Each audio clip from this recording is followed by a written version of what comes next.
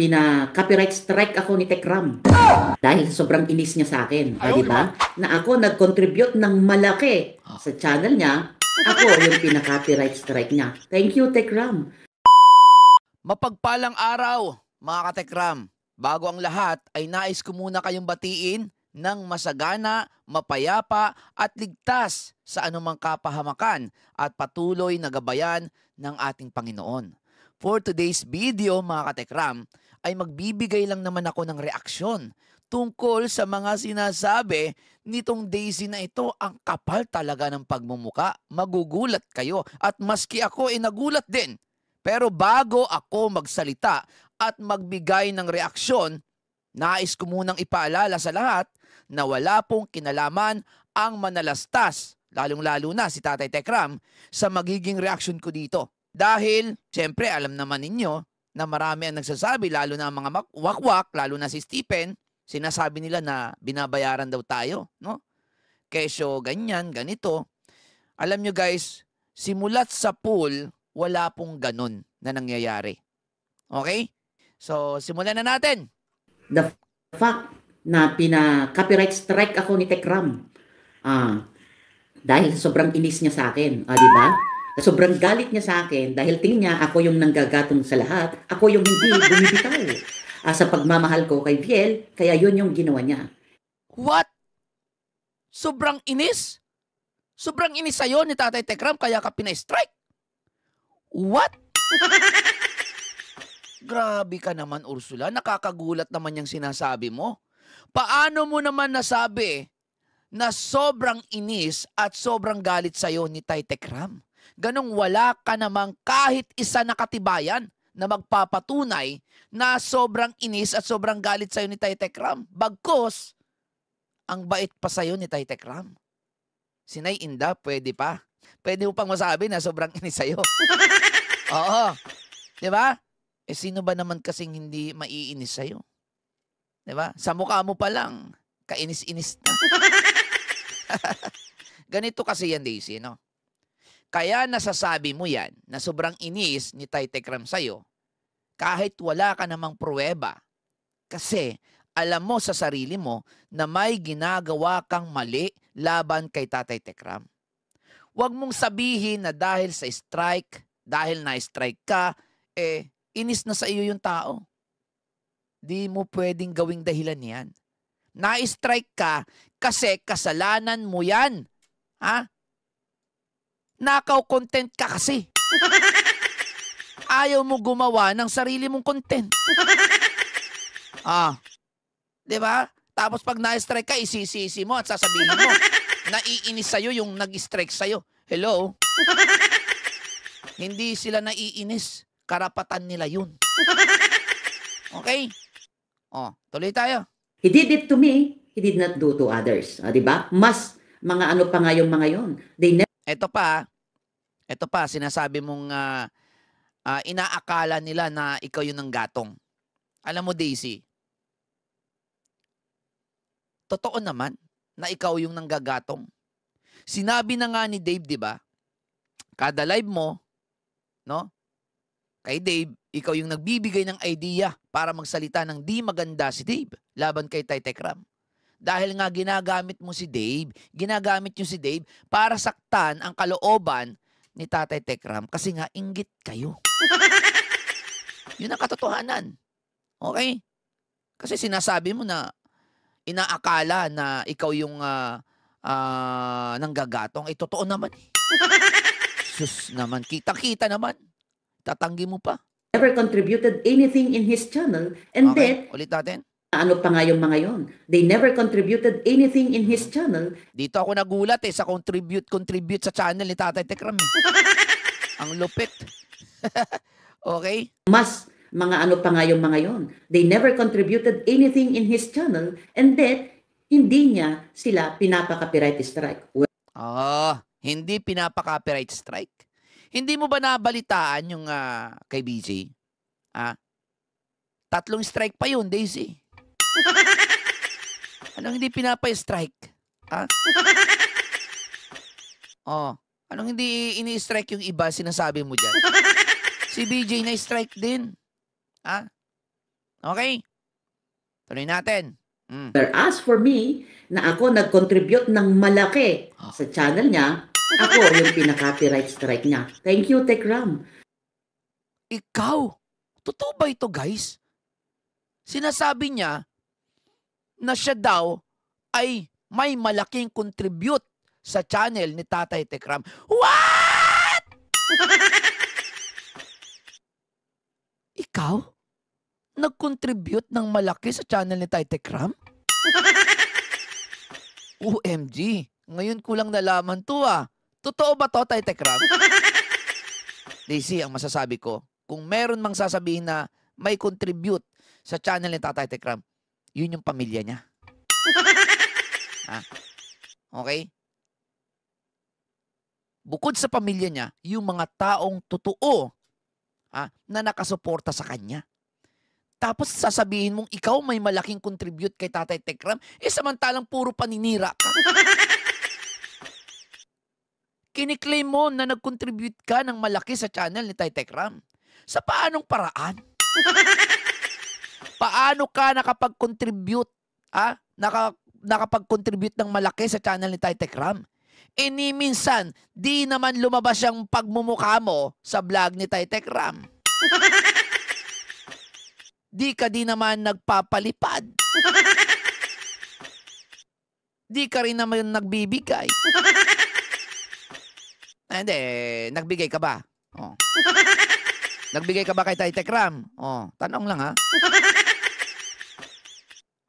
Puro paninira ka kay Tatay Tekram. Tapos sasabihin mo, may na-contribute ka at malaki pa. Wow. Baka ang na-contribute mo kay Tatay Tekram is malaking sama ng loob. Pero hindi sa channel niya, kay Tatay Tekram mismo. Sa channel ni Tatay Tekram, wala ka na-contribute doon. Huwag ka mag-claim ng hindi naman katotohanan, walang katotohanan, Diyos me. Parang gusto mong sabihin na, gusto mong magpasalamat sa'yo si Tatay Tekram kasi may na-contribute kang malaki parang sinasabi mo may utang na loob si Tatay Tekram sa'yo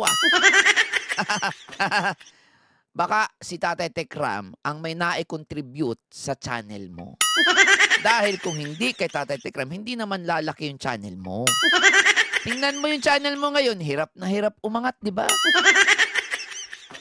Baliktad, Daisy. Si Tatay Tekram ang malaki ang na-contribute sa channel mo. Pero ikaw, yung sasabihin mo na may na-contribute ka sa channel ni Tatay Tekram, malabo yun. Malabo. Nag-iilusyon ka na naman at nagbubuhat ka ng sarili mong bangko. Wala ka ngang, wala ngang makapagsabi ni isa sa mga kasamahan mo o na may na-contribute ka sa channel ni Tatay Tekram, ikaw lang nagsabi. Ang kapal na mukha mo, Diba? Ang kapal ng apog mo. Tinalo mo pa yung totoong nakakapagbigay ng pagmamahal kay Tatay Tekram like Ninang Precious, Tito Bong, diba? At iba pa. Oo. Yung mga nagbibigay ng para sa mission, ang Tekram Vlogs International, yung mga yan, diba? Tinalo mo pa yan? Papayag ba kayo? Yung mga totoo na pagbigay ng pagmamahal kay Tatay Tekram, may papayag ba kayo na sabihin ni Daisy na siya ang may pinakamalaking contribute sa channel ni Tatay Tekram? Nako naman, nasisiraan na ng ulo ito. Diyos mio ka talaga. Oo, ang hirap mong kausap Di ba? Hay, grabe. Grabe na to guys. Napakalakas ng hangin ng taong ito. Oo. Pinalamon mo na din ng manalastas? Tulad ng sinasabi ni Stephen? Pakilinaw nga po ito, itong sinasabi ni Daisy kasi di po ako naniniwala na may na-contribute po ito. Itong ganitong tao, itong ganitong klase ng tao, may na-contribute kay Tatay Tekram. Pakilinaw po ito, Oo. Siguro baka kay Dave. Oo. Baka kay Dave may naibigay ka 500. Oo. Di ba? Sabi ko sa'yo, Daisy, tigil-tigilan mo na yan. Tigil-tigilan mo nang gumamit. Ay, nako. At pinakita mo kung ano ka at kung sino ka talaga. Mm. Well, sa ginawa nyo kay Biel kahapon, yung pinaka-copyright strike niya. Thank you, Tekram. At pinakita mo kung ano ka at kung sino ka talaga. Alam mo, Daisy, walang issue ang pagka-copyright strike. Karapatan yon ng isang content creator. Huwag ka kasing magnakaw ng content para di ka ma-copyright. Yun lang. Nagnakaw ka ng content tapos pag na-copyright ka, sasabihin mo, inis sa'yo yung tao nag-copyright sa'yo. Hindi ba pwedeng karapatan nila yon? Na i-copyright ka kasi ninakaw mo yung content nila? Kung ayaw mo ma-copyright pala, huwag ka magnakaw ng content. Gumawa ka ng sarili mong content. Kaya ka na-copyright kasi nagnakaw ka ng hindi mo content. Yun yun. Huwag ka mainggit sa amin na kami hindi kina-copyright. Oo. Okay? Tuloy natin. Well, sa ginawa nyo kay Biel kahapon, na pagsasalita ng mga ganon, alam ko naman, you cornered him. Kumbaga, wala siyang lulusutan. Nasa pamamahay mo siya eh. Corner? Na-corner ka mo. Si Dave, na-corner. Oh. Grabe na yan, Daisy, Ang dami mong, anong tawag doon? Bida-bida na naman to eh. Ang dami mong kay na Tatay Tekram sa Manalasas, kumbaga pambibintang. Pagbibintang na naman yan. Kinorner daw po ni na Tatay Tekram si Dave doon sa bahay nila. Diyos mio ka talaga. Ob-ob ka talaga, Daisy. Paano mo naman nasabi na na-corner si Dave? Lahat ng sinasabi nila sa live na yon ay naupuan at napag-usapan mismo sa barangay. Kaya nga, di ba, kung makikita mo, nakasulat sa papel. Oo, yung pinag-usapan. Kasi yun yung pinag-usapan na ngayon is sinabi nila sa live. So, paano mo nasabing na-corner? Doon sa barangay pa lang, napag-usapan na yon. Tungaw. Di ka ba nakinig? O ob-ob ka lang talaga? Sinusubukan mo pa ring siraan ng Manalastas. Alam ko kung bakit. Hanggang ngayon ba, gusto mo pa ding palabasin na kontrolado ng Manalastas si Dave? At kaya lang nasabi ni Dave yung mga detalye tungkol sa mga kasinungalingan nyo, dahil nga nilaglag kayo, dahil nandun sa bahay ng Manalastas si Dave. So parang sinasabi mo na sinungaling si Dave sa mga sinasabi niya sa live. Daisy, wala silang sinasabi sa live na di napag-usapan sa barangay. Wala silang sinasabing ganon. Lahat ng sinasabi nila sa live, napag-usapan nila sa barangay. Kaya walang corner-corner na naganap. Di nauubra pa yan. Daisy, wala nang maniniwala sa'yo. Kundi yung mga kasama mo lang na wakwak. Sina Nanette, sina Biena. Si Stephen nga nag-give up na. Diba? Gina G ka kasi madaming sponsor ang bumabawi ng ibinigay nila para sa pamaskong handog mo.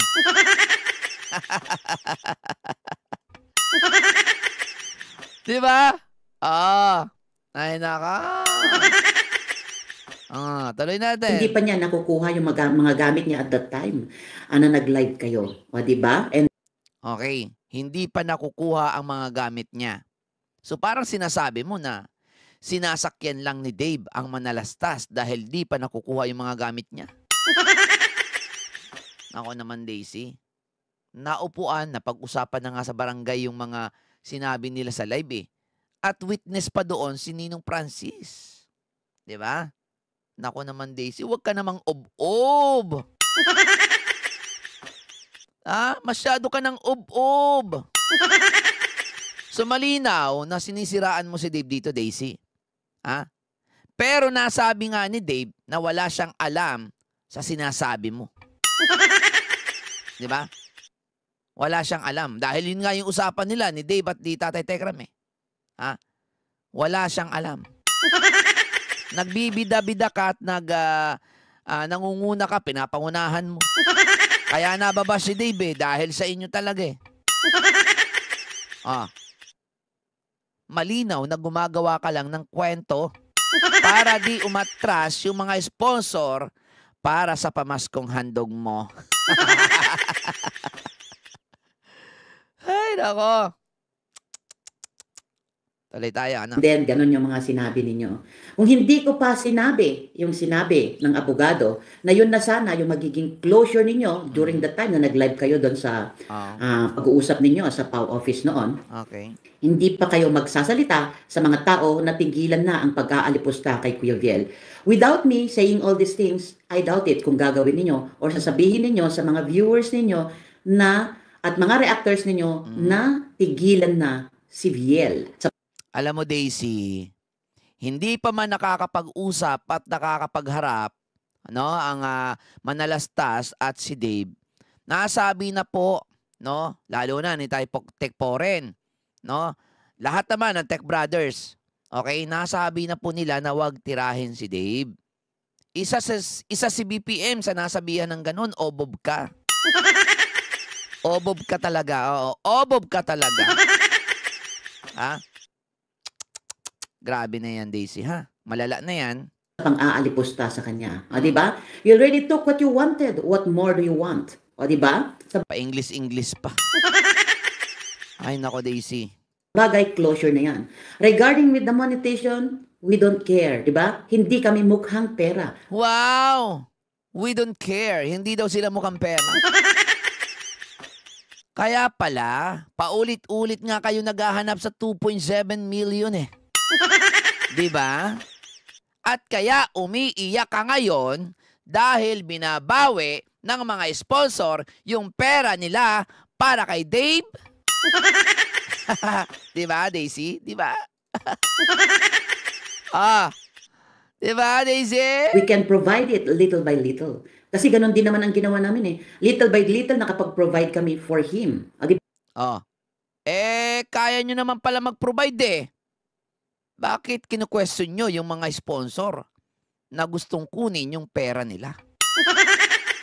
Karapatan ng mga sponsor yon, na kunin o mag-decide kung anong plano nila doon sa pinaghirapan nilang pera.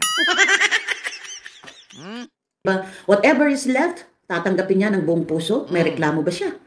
Diba? Sa mga sponsor naman na nagkaloob sa kanya ng pagmamahal, sana hindi kayo makarma. Yan ang sinasabi ko. 'Di ba? Nagmagandang loob ka na tapos sasabihin mo pang makarma, ano? Oo, ano? 'Di ba? Karma agad ang bukang bibig mo. Bakit naman kakarmahin yung mga sponsor na 'yan? Pera nila 'yun. Karapatan nila mag-decide kung saan nila ilalagay yung pera na pinaghirapan nila. Obob ka talaga. Tapos magsasabi ka na di kayo mukhang pera. Utot mo, Daisy. Iba na lang. Wala ka nang maloloko pa. Wala na, Daisy. Kasi lantad at hubad na kayo. Alis na ang inyong kredibilidad. Kaya nga, 'di ba, diyan sa live mo na 'yan, nagbabasa ka na ng mga Bible verse. 'Di ba? Yan yung isa sa diskarte ng taong nahuhubara na. Diskarte ng isang taong nawawala na ng kredibilidad. Hahawakan na yung Bible at magbabasa na ng mga verse galing sa Bible. Idinamay mo pa yung Bible sa kalokohan mo.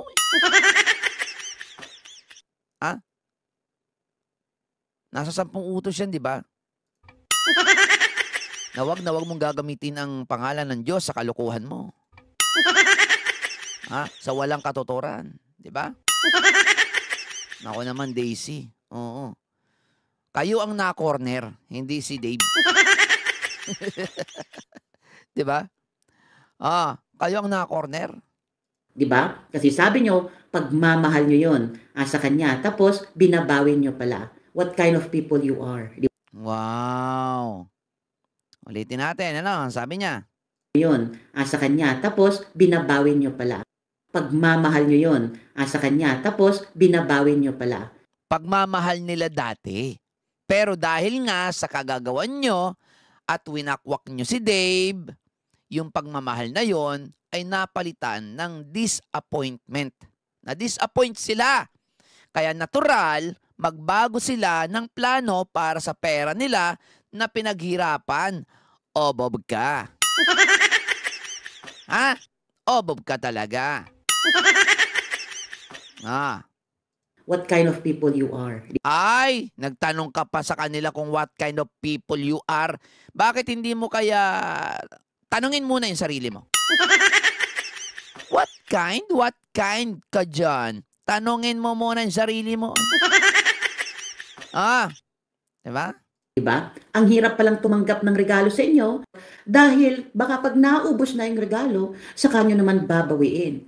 Bakit ka naman kasi tatanggap ng regalo kung sinasabi mo na kaya nyo namang mag-provide? Kaya namang mag-provide, ba't katanggap ka pa ng regalo? Kaya pala paano naman 'di ba? Paano namang hindi kayo tatanggap ng regalo 'di ba? September pa lang nagpaparamdam ka na, nagpaparinig ka na, pamaskong handog. Wag kayong manghingi ng regalo. Kaya nyo i-provide, di ba? Sabi mo. Di kayo na lang yung provide, hindi yung i-ano nyo pa. I-announce nyo pa. Ay, nako naman, Daisy, halatado Nako. So, buti na lang, hindi pa nagagastos. Buti na lang, intact pa yung account kasi nakakahiya naman sa inyo na nagkaloob. Wow, parang inaano mo pa yung mga sponsor, ano? Parang inaano niya pa yung mga sponsor, no? Parang kinukonsensya. Oy. Dapat kayo yung nakukonsensya dahil sa pinagagawa nyo dun sa kay Dave. No? Nalaman ng tao ngayon na hindi lang talaga si Dave yung nagde-desisyon para sa sarili niya, kundi talagang winakwak niya. Okay? Kayo ang nasa likod talaga nung mga sinasabi niya, ginagawa niya. Diba? Pinahamak nyo literal si Dave. Okay? Tuloy. Pagmamahal ko na sila pag hindi ako nag-shout out. Thank you. Thank you so much, madam. Sa susunod pang mga pangyayari. I hope na darating man ang iba pang mga pagsubok. Yan ang sinasabi ko. Ayan, pati internet mo, di na rin umaayon sa'yo. Magbayad ka muna ng internet, ha? Dada ka ng dada dyan, di ka nagbabayad ng internet mo. Ayan tuloy. So, ano po ang masasabi nyo dito sa mga binitawang salita ni Daisy? Okay? Na masyadong na-highlights dito is yung malaking na-contribute niya sa channel po ni Tatay Tekram. At yung sinasabi niyang inis na inis, no? Si Tatay Tekram, sobrang galit si Tatay Tekram sa kanya daw. O kaya daw na-strike siya. Ano masasabi niyo doon? At yun nga, yung sinasabi niya na malaki yung kanyang na-contribute sa channel ni Tatay Tekram. Gaano yung katotoo? Para sa akin kasi hindi totoo yun, guys. Makapalan talaga mukha ni Daisy. Okay? Next time, Daisy, para hindi ka ma-strike, gumawa ka ng sarili mong content. Hindi yung magnanakaw ka ng content nang hindi naman sa'yo. Kaya masasabi ko sa'yo, boting nga. Boting nga. Boting nga. Boting nga. So hanggang dito na lamang mga katekram. At syempre, walang mura. Okay? Kasi pag narinig nyo akong magmura, sayang ang tato. Bye-bye guys, ingat kayo palagi at syempre God bless po sa lahat. Syempre guys, no, nasa taas lang natin palagi ang ating Panginoon. At syempre,